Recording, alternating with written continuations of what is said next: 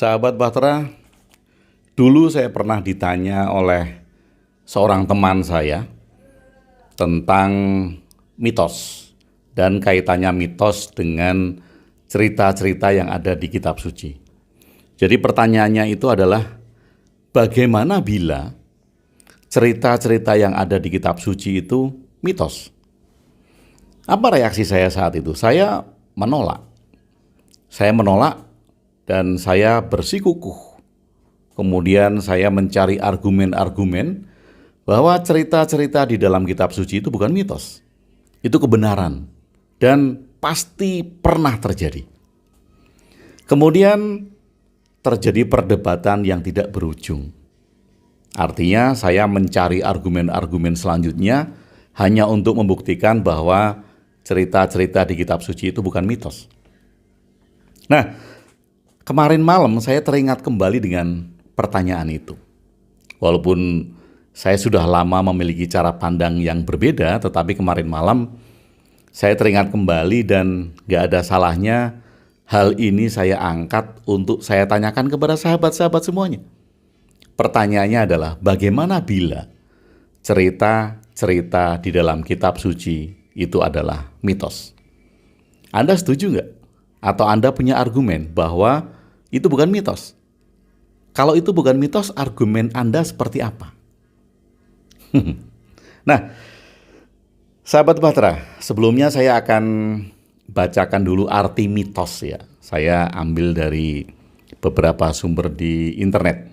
Yang pertama, mitos, bahasa Yunani atau myth ya, adalah bagian dari suatu folklore atau kisah yang berlatar masa lampau, mengandung penafsiran tentang alam semesta, seperti penciptaan dunia, keberadaan makhluk di dalamnya, serta dianggap benar-benar terjadi oleh yang punya cerita dan penganutnya. Nah, ini definisi mitos yang pertama.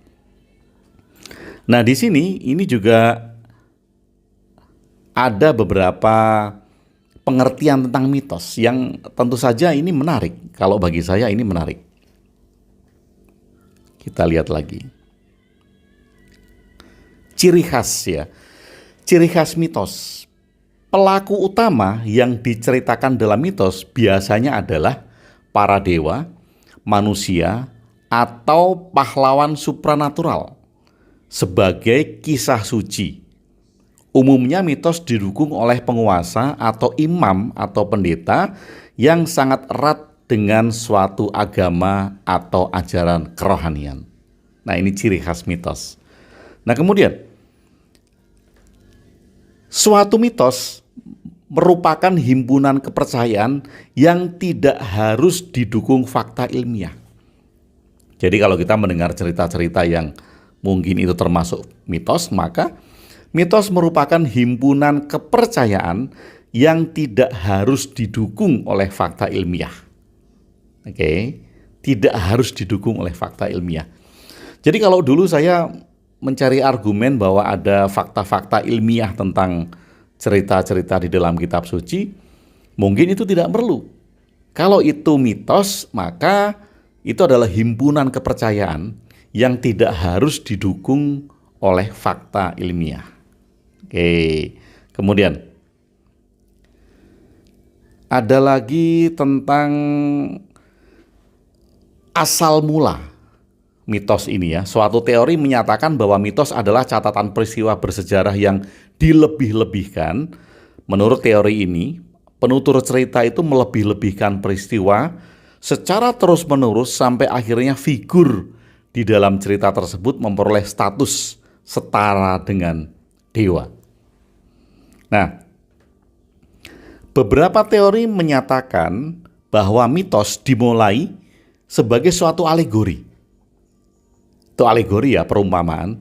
Menurut suatu teori, mitos-mitos bermunculan sebagai alegori tentang fenomena alam.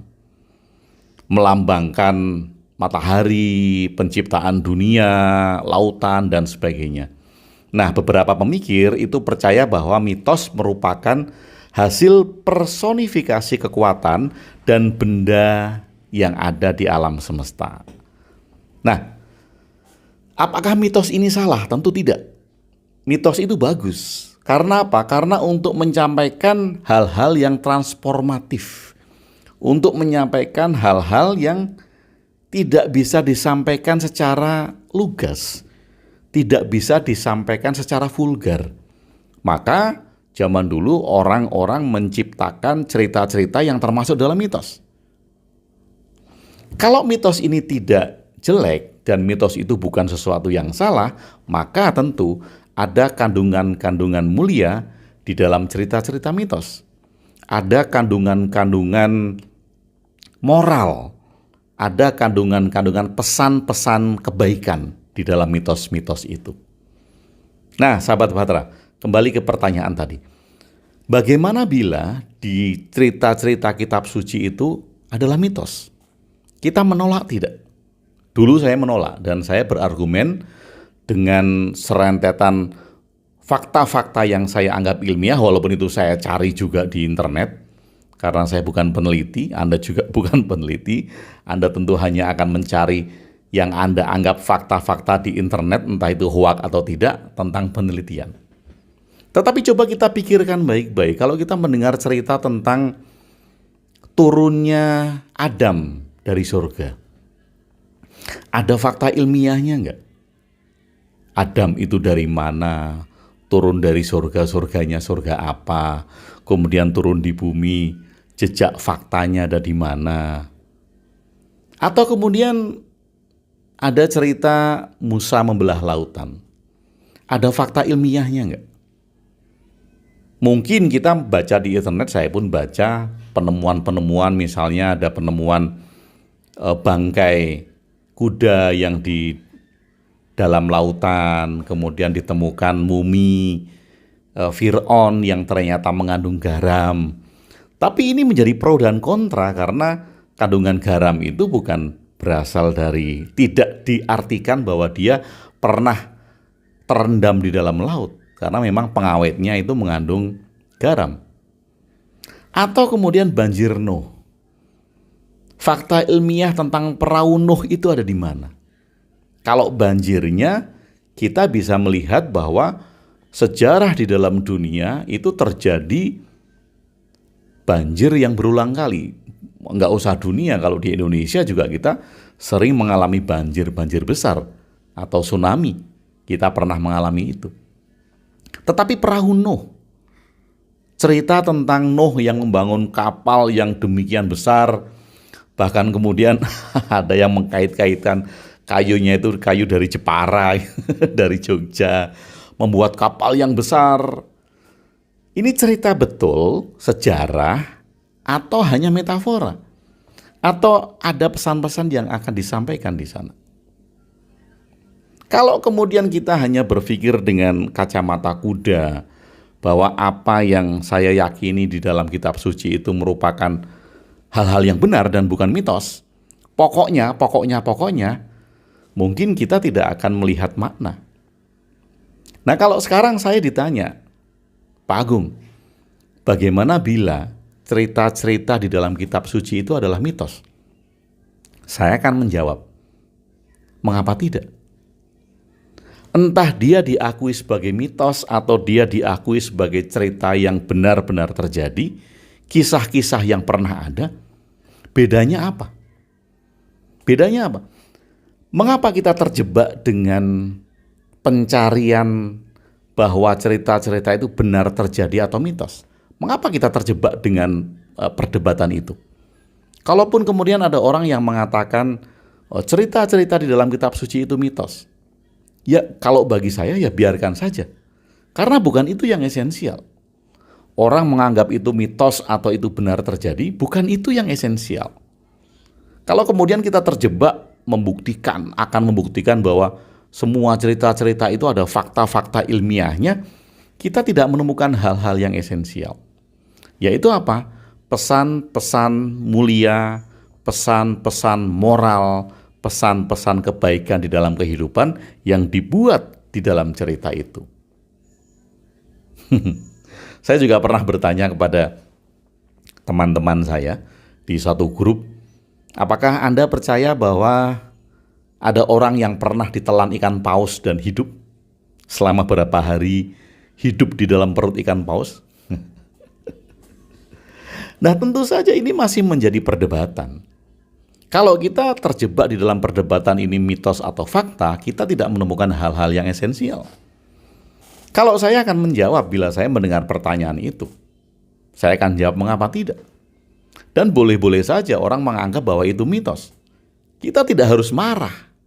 Kita tidak harus kemudian mempertahankan bukti-bukti atau mencari bukti-bukti hanya untuk membuktikan bahwa itu adalah cerita-cerita yang ada fakta-fakta ilmiahnya. Itu bukan hal yang esensial. Apa yang esensial? Yang esensial adalah kita menangkap nggak pesan-pesan kebaikan di dalam cerita itu. Kita menangkap nggak pesan-pesan moral di dalam cerita itu. Kita menangkap nggak pesan-pesan kehidupan di dalam cerita itu. Jangan-jangan kita nggak menangkap pesan itu. Kenapa? Karena kita terjebak dengan ini benar atau tidak. Ini fakta atau mitos. Dan kita tidak belajar pesan-pesan di dalamnya. Karena kita terjebak dengan itu. Dan sepanjang hidup kita, kita tidak mempelajari pesan-pesan mulia yang ada di dalam cerita-cerita itu. Sepanjang hidup kita hanya terjebak untuk membuktikan apakah ini ada fakta ilmiahnya atau tidak. Dan kita bukan peneliti. Kalau tugasnya peneliti, tugasnya ilmuwan, ya boleh-boleh saja. Karena itu memang tugasnya. Ada seorang ilmuwan yang bertugas meneliti apakah laut di zaman Musa itu pernah terbelah. Itu tugasnya dia, tugasnya ilmuwan. Boleh-boleh saja, karena itu memang ranahnya para ilmuwan untuk meneliti hal-hal yang masih dipertanyakan. Karena cara pandang ilmuwan ini kan diawali dengan keraguan. Apakah ini benar terjadi, ada faktanya atau tidak, maka kemudian dilakukan penelitian.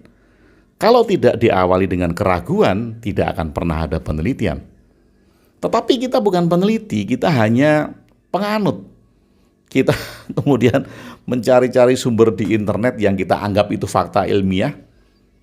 Padahal yang mengunggah berita itu juga bukan peneliti, bukan jurnal ilmiah. Hanya blog-blog sendiri, blog-blog pribadi yang kemudian kita anggap itu adalah fakta-fakta ilmiah. Sahabat Bahtera, sekali lagi, bagaimana bila cerita-cerita di dalam kitab suci itu adalah mitos? Saya akan menjawab, mengapa tidak? Sah-sah saja. Orang menganggap itu mitos, silakan. Karena itu adalah keyakinannya. Orang menganggap itu adalah cerita fakta, silakan. Karena itu adalah keyakinannya. Kita terjebak dengan argumentasi apakah ini fakta atau ini mitos. Yuk, mari kita jangan terjebak di situ dan kita lihat pesan-pesan mulia di dalamnya. Kalaupun itu mitos, mitos bukan sesuatu yang jelek. Kalaupun itu mitos, ada pesan-pesan moral, ada pesan-pesan kebaikan yang ingin disampaikan di cerita itu. Mengapa tidak kita ikuti? Kita tahu kalau itu mitos, tetapi ketika dia ada pesan-pesan moralnya, ada pesan-pesan kebaikannya, ada pesan-pesan mulianya, mengapa tidak kita pelajari dari hal-hal itu? Tadi baru saja saya lihat video yang berjudul video saya yang berjudul kemudian ada komen mudah untuk membuktikan fakta bahwa kitab suci itu turun dari Tuhan atau tidak. Katanya adalah adanya mukjizat. Nah, ini sama saja. Tolak ukur Anda mukjizat itu apa? Apakah mukjizat itu bisa dibuktikan dengan fakta-fakta ilmiah? Apakah mukjizat itu bisa dibuat tolak ukurnya sebagai data-data valid yang ada fakta-faktanya? Nggak ada kan? Karena mukjizat adalah keyakinan. Kita meyakini mukjizat dari keyakinan kita. Orang lain juga meyakini mukjizat dari keyakinannya. Kemudian kalau kita membandingkan kitab suci satu dengan kitab suci yang lain hanya atas dasar mukjizat. Loh, masing-masing keyakinan itu mempunyai keyakinan atas mukjizatnya sendiri-sendiri kok. Setiap keyakinan itu mempunyai cerita tentang mukjizat. Setiap keyakinan itu meyakini tentang mukjizat di dalam keyakinannya. Kemudian apa yang mau kita bandingkan dengan mukjizat itu? Fakta ilmiahnya apa dari mukjizat? Nggak ada kan? Karena ini keyakinan. Kalau itu keyakinan ya sudah. Kita tinggal meyakini apa yang kita yakini tentang kitab suci. Kita tinggal meyakini apa yang kita yakini tentang cerita-cerita yang ada di dalam kitab suci kita. That's finished. Dan kita tidak berdebat lagi apakah itu mitos atau tidak. Kemudian kita tidak membela mati-matian bila ada orang lain mengatakan bahwa cerita-cerita dalam kitab suci kita itu mitos. Biarkan saja, karena itu bukan yang esensial sekali lagi. Yang esensial adalah pesan-pesan cerita di dalamnya. Entah itu mitos atau bukan, entah itu mitos atau fakta. Yang esensial adalah pesan-pesan di dalamnya. Semua cerita, baik itu mitos, baik itu cerita fakta, baik itu cerita sejarah, mengandung pesan-pesan moral, pesan-pesan baik di dalam kehidupan, ajakan-ajakan untuk bertingkah laku yang baik. Jadi, bagaimana menurut Anda? Bagaimana bila cerita-cerita di dalam kitab suci Anda itu mitos? Apakah Anda akan bersikukuh untuk menemukan fakta-fakta ilmiah sehingga Anda dapat membuktikan bahwa cerita-cerita itu bukan mitos? Atau Anda bergerak untuk menemukan makna-makna, pesan-pesan moral, kebaikan-kebaikan di cerita itu sehingga Anda tidak mempedulikan lagi. Entah itu mitos atau tidak, entah itu karangan atau tidak, yang terpenting adalah ada pesan kebaikan yang bisa kita lakukan untuk kebaikan-kebaikan di kehidupan kita saat ini.